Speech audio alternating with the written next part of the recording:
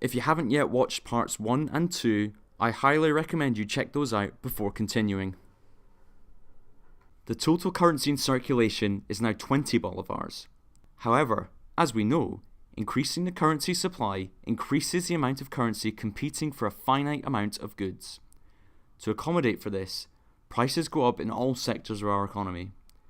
But this means that farmers cannot produce goods for the shops to sell at government-mandated prices, and so they stop producing. Food shortages ensue, and black markets for food find fair value.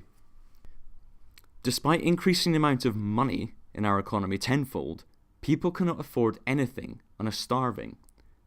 Revolution is close, and so in an effort to appease the populace, we deflect blame from us to those we frame as hoarding all the wealth. At the command of our people, the government begins nationalising factories, farms, and the facilities for extraction and refinement of our country's natural resources. We strip out what we can from these acquisitions and sell them, injecting the proceeds back into our promised welfare programs and infrastructure projects. Businesses and foreign investors balk at what they perceive to be theft and immediately remove themselves from our country. Confidence in our government has been shattered, and, mindful of the devaluations in the currency that have already occurred, no one on the international markets is willing to buy up bolivars or our government bonds.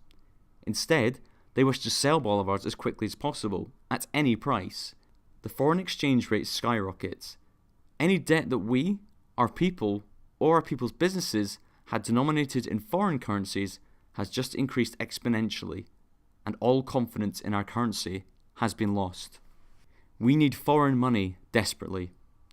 In a bid to entice foreign investors to lend to us, new bolivar bonds are issued with an interest rate of 1,000%.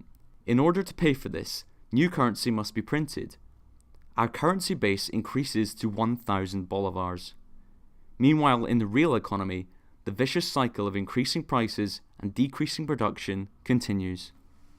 The one and only thing that would stop this rot would be to stop printing currency and allow all existing currency to find fair value by lifting price controls. This is tantamount to an admission of defeat, as well as of guilt. Such a move would almost certainly mean the collapse of our government. The only way of maintaining our survival is to keep printing money. Our currency base is now 100,000 bolivars. On the streets, people spend their money as soon as they earn it, fearful that by tomorrow, what little they have managed to earn will be worthless. The currency is now depreciating so fast that the workers demand to have pay reviews every single day just to keep up with ravaging inflation. Any businesses that are somehow still managing to maintain themselves start paying people by the half day to keep up and entice workers to continue to show up for work. After all, the bus fare needed to get to work doubles by the time their shift ends.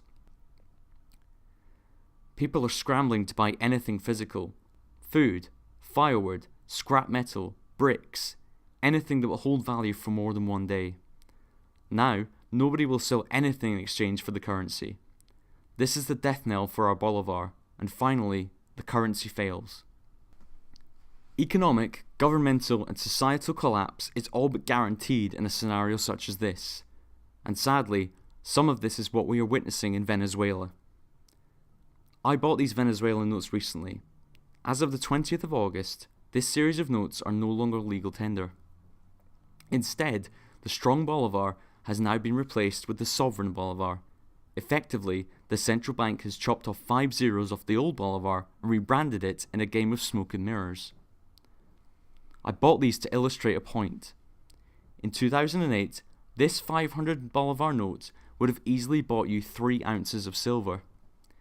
In August 2018, just 1 ounce of silver would produce a return of at least 3.5 million bolivars, if you went through official channels at least.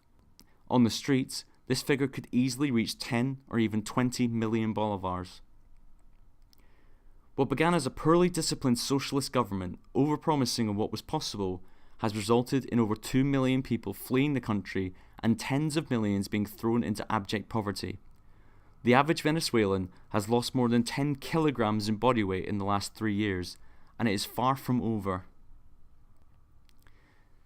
Spending just a couple of thousand bolivars on silver just a few years ago would have prevented the average Venezuelan from starving.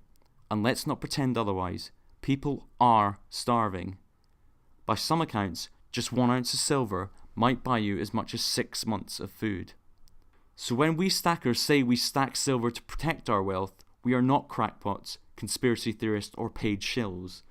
We are simply assessing the evidence and coming to the logical conclusion that currencies are a folly and the day will come when they become worthless.